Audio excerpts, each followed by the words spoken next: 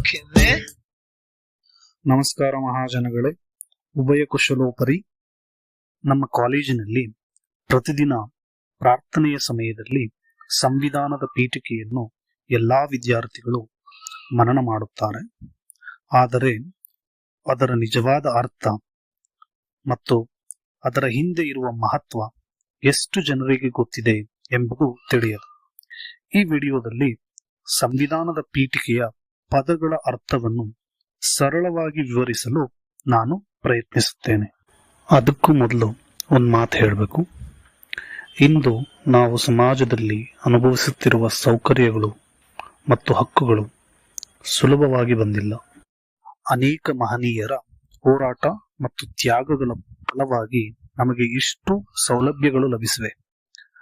ನಾವು ಇಂದು ಬದುಕುತ್ತಿರುವ ಈ ಜೀವನ ಒಮ್ಮೆ ಅನೇಕರ ಕನಸಾಗಿತ್ತು.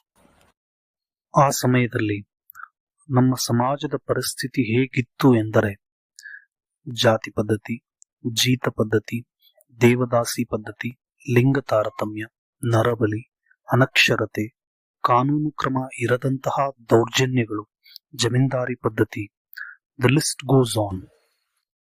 ಇಂತಹ ಅನೇಕ ಸಾಮಾಜಿಕ ಸಮಸ್ಯೆಗಳು ಮತ್ತು ಅನ್ಯಾಯಗಳನ್ನು ಹೋಗಲಾಡಿಸಲು ಹಾಗೂ ಸಮಾನತೆ ಮತ್ತು ನ್ಯಾಯವನ್ನು ಸ್ಥಾಪಿಸಲು ನಮಗೆ ದೊರೆತ ಶಕ್ತಿಶಾಲಿ ಅಸ್ತ್ರವೇ ಸಂವಿಧಾನ.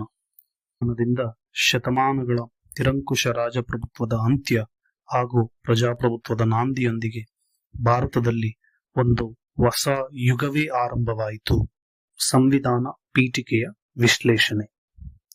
ಪೀಠಿಕೆ: ಭಾರತದ ಪ್ರಜೆಗಳಾದ ನಾವು ಭಾರತವನ್ನು ಸಾರ್ವಭೌಮ, ಸಮಾಜವಾದಿ, ಜಾತ್ಯತೀತ, ಪ್ರಜಾಸತ್ತಾತ್ಮಕ ಗಣರಾಜ್ಯವನ್ನಾಗಿ ರೂಪಿಸುವುದಕ್ಕಾಗಿ. ಈ ಸಾಲಿನಲ್ಲಿ ನಮ್ಮ ಭಾರತವನ್ನು ನಾವು ಹೇಗೆ ರೂಪಿಸಬೇಕು ಎಂಬ ಉಲ್ಲೇಖ ಇದೆ. ಸಾರ್ವಭೌಮ ಎಂದರೆ ಭಾರತ ಒಂದು ಸಂಪೂರ್ಣ ಸ್ವತಂತ್ರ ರಾಷ್ಟ್ರ. ದೇಶದ ನಿರ್ಧಾರಗಳನ್ನು ತೆಗೆದುಕೊಳ್ಳಲು ಬೇರೆ ಯಾವ ದೇಶದ ಅನುಮತಿಯೂ ಬೇಕಾಗಿಲ್ಲ. ಆಂತರಿಕ ಮತ್ತು ಬಾಹ್ಯ ನೀತಿಗಳನ್ನು ಸ್ವತಂತ್ರವಾಗಿ ನಿರ್ಧರಿಸಿಕೊಳ್ಳುವ ಹಕ್ಕು. 1976ರ 42ನೇ ತಿದ್ದುಪಡಿಯ ಮುಖಾಂತರ ಸಮಾಜವಾದಿ ಮತ್ತು ಜಾತ್ಯತೀತ ಎಂಬ ಎರಡು ಪದಗಳನ್ನು ನಮ್ಮ ಸಂವಿಧಾನ ಪೀಠಿಕೆಗೆ ಸೇರಿಸಲಾಯಿತು. ಸಮಾಜವಾದಿ ಎಂದರೆ ಸಮಾಜದಲ್ಲಿ ಎಲ್ಲರಿಗೂ ಸಮಾನ ಅವಕಾಶಗಳು ದೊರೆಯಬೇಕು. ದೇಶದ ಸಂಪತ್ತು ಮತ್ತು ಸಂಪನ್ಮೂಲಗಳು ಕೆಲವರ ಕೈಯಲ್ಲಿ ಮಾತ್ರ ಕೇಂದ್ರೀಕೃತವಾಗದೆ ಸಮಾಜದ ಎಲ್ಲಾ ವರ್ಗದ ಜನರಿಗೆ ನ್ಯಾಯಸಮ್ಮತವಾಗಿ ಲಭ್ಯವಾಗಬೇಕು ಎಂಬ ತತ್ವ ಇದು ಸೂಚಿಸುತ್ತದೆ. ಜಾತ್ಯತೀತ ಎಂದರೆ ದೇಶದಲ್ಲಿ ಎಲ್ಲಾ ಧರ್ಮಗಳನ್ನು ಸಮಾನವಾಗಿ ಗೌರವಿಸುವುದು. ಪ್ರತಿಯೊಬ್ಬ ನಾಗರಿಕನು ತನ್ನ ಇಷ್ಟದ ಧರ್ಮವನ್ನು ಆಚರಿಸುವ ಸ್ವತಂತ್ರ. ಪ್ರಜಾಸತ್ತಾತ್ಮಕ ಗಣರಾಜ್ಯ ಎಂದರೆ ಜನರ ಸರ್ಕಾರ. ಇಲ್ಲಿ ದೇಶದ ಆಡಳಿತವನ್ನು ಜನರು ತಮ್ಮ ಮತದಾನದ ಮೂಲಕ ಆಯ್ಕೆ ಮಾಡುತ್ತಾರೆ. ಸರ್ಕಾರ ಜನರಿಂದ ಆಯ್ಕೆಯಾಗಿ ಜನರಿಗಾಗಿ ಕೆಲಸ ಮಾಡುತ್ತದೆ. ದೇಶದ ಮುಖ್ಯಸ್ಥರನ್ನು ವಂಶ ಪಾರಂಪರ್ಯದಿಂದ ಆಯ್ಕೆ ಮಾಡುವುದಿಲ್ಲ, ಜನರ ಪ್ರತಿನಿಧಿಗಳ ಮೂಲಕ ಆಯ್ಕೆ ಮಾಡಲಾಗುತ್ತದೆ. ಭಾರತದ ಎಲ್ಲಾ ಪ್ರಜೆಗಳಿಗೆ ಸಾಮಾಜಿಕ, ಆರ್ಥಿಕ ಮತ್ತು ರಾಜಕೀಯ ನ್ಯಾಯವನ್ನು, ವಿಚಾರ, ಅಭಿವ್ಯಕ್ತಿ, ನಂಬಿಕೆ, ಧರ್ಮ ಮತ್ತು ಉಪಾಸನೆಯ ಸ್ವಾತಂತ್ರ್ಯವನ್ನು, ಸ್ಥಾನಮಾನ ಮತ್ತು ಅವಕಾಶಗಳ ಸಮತೆಯನ್ನು ದೊರೆಯುವಂತೆ ಮಾಡುವುದಕ್ಕಾಗಿ. ಇಲ್ಲಿ ಪ್ರಜೆಗಳಿಗೆ ಯಾವ ರೀತಿಯ ನ್ಯಾಯ, ಸ್ವತಂತ್ರ ಮತ್ತು ಸಮತೆಯನ್ನು ಒದಗಿಸಬೇಕು ಎಂಬುದರ ಕುರಿತ ಪ್ರಸ್ತಾಪವಿದೆ. ಸಾಮಾಜಿಕ ನ್ಯಾಯ ಅಂದರೆ ಜಾತಿ, ಧರ್ಮ, ಲಿಂಗ, ಭಾಷೆ, ಬಣ್ಣ, ಪಂಗಡ ಅಥವಾ ಹಿನ್ನೆಲೆಯ ಆಧಾರದ ಮೇಲೆ ತಾರತಮ್ಯ ಮಾಡದೆ ಸಮಾಜದ ಪ್ರತಿಯೊಬ್ಬರಿಗೂ ಸಮಾನ ಹಕ್ಕುಗಳು. ಆರ್ಥಿಕ ನ್ಯಾಯ ಅಂದರೆ ಸಮಾಜದಲ್ಲಿ ಪ್ರತಿಯೊಬ್ಬರೂ ಆರ್ಥಿಕವಾಗಿ ಬೆಳೆಯಲು ಸಮಾನ ಅವಕಾಶಗಳನ್ನು ಖಾತ್ರಿಪಡಿಸುವ ತತ್ವ. ಪ್ರತಿಯೊಬ್ಬರೂ ಉದ್ಯೋಗ ಮಾಡಲು ಅಥವಾ ಆರ್ಥಿಕ ಚಟುವಟಿಕೆಗಳಲ್ಲಿ ಭಾಗವಹಿಸಲು ಸಮಾನ ಅವಕಾಶವಿರುತ್ತದೆ. ಮತ್ತು ರಾಜಕೀಯ ನ್ಯಾಯ ಪ್ರತಿಯೊಬ್ಬ ನಾಗರಿಕನಿಗೂ ತಾರತಮ್ಯವಿಲ್ಲದ ಸಮಾನ ರಾಜಕೀಯ ಹಕ್ಕುಗಳು, ಮತದಾನಕ್ಕಾಗಲಿ ಪಾಲ್ಗೊಳ್ಳುವಿಕೆಗಾಗಲಿ ಸಮಾನ ಅವಕಾಶ ಇರುತ್ತದೆ. ವಿಚಾರ, ಅಭಿವ್ಯಕ್ತಿ, ನಂಬಿಕೆ, ಧರ್ಮ ಮತ್ತು ಉಪಾಸನೆಯ ಸ್ವಾತಂತ್ರ್ಯ. ವಿಚಾರ ಮತ್ತು ಅಭಿವ್ಯಕ್ತಿ ಸ್ವತಂತ್ರ ಎಂದರೆ ಪ್ರತಿಯೊಬ್ಬ ವ್ಯಕ್ತಿಗೂ ತನ್ನದೇ ಆದ ಆಲೋಚನೆಗಳನ್ನು ಹೊಂದಲು ಮತ್ತು ಅವುಗಳನ್ನು ಮುಕ್ತವಾಗಿ ವ್ಯಕ್ತಪಡಿಸುವ ಸ್ವತಂತ್ರ.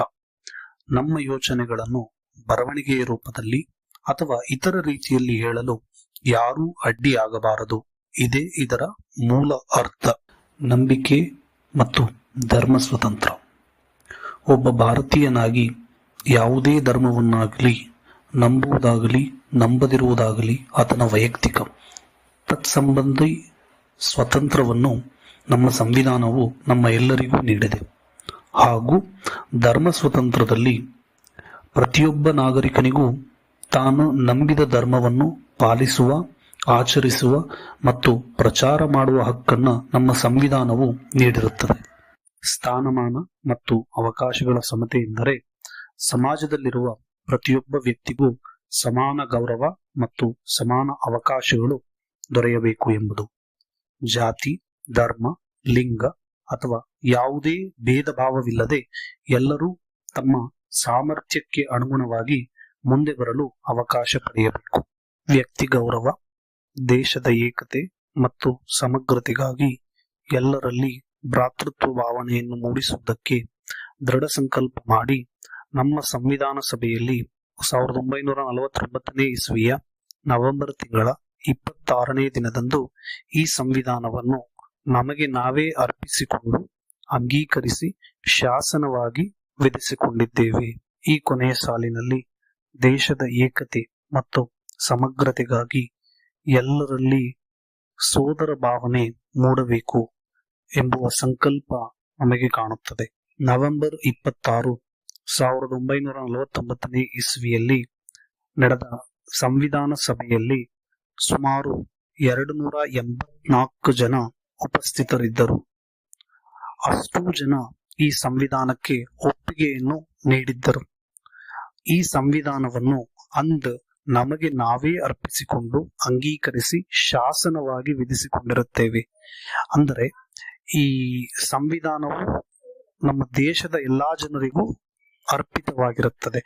I wanted to confess something over here, that it is not that easy to explain the preamble of Indian Constitution in 8 to 9 minutes. Every word that's been mentioned in the Constitution requires at least 15 minutes of time. Maybe in future I'll do few more videos with regard to the Constitution, or that is specifically more comprehensive explanation I'll be giving to you. Stay tuned. Thanks for watching.